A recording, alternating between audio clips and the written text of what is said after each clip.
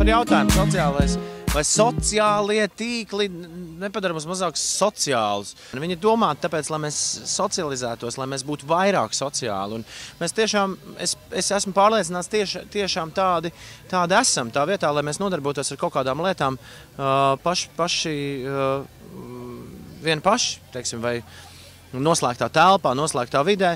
Mēs darbojamies kopā ar visiem kopā, un kopā mēs varam īstenot foršas lietas. Es izmantoju visu, kur ir mana auditorija. Un šobrīd galvenais uzsvars, es teiktu, ir trio. Ir Instagrams, ir Twitters un ir Snapchats.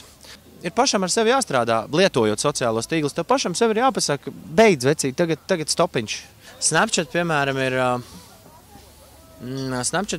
ir pilnīgs eksperiments šobrīd. Tur ik viens var darīt, ko viņš vēlas, un tas man ļoti tur arī patīk. Tu vari pats radīt noteikumus, pēc kādiem tu spēlē un kā tu darbojies. Es Instagramā varu ielikt pilnīgu sviestu vai kaut ko, kas man šķiet varētu pretendēt uz tādu pilnīgu amatieru fotomākslu. Gan arī, protams, piemēram, ceļojumos, baigi forši ierauga kaut kādu dīvainu lietu. Forši nobildē, ieliec Instagramā. Instagrams vairāk man pašam ir tāds kā albums pašam, ko pēc kāda gada paskatīties uz atpakaļ un paskatīties, bija forši. Galvenais neforsēt. Mans novēlējums jauniešiem lasīt grāmatas. Nopietni, es lasu, es nu pat esmu iegājis e-grāmatu pasaulē. Es esmu veicis šo, man bija ļoti grūti arī pašam, es domāju, kā tas ir, bet man vairs nav.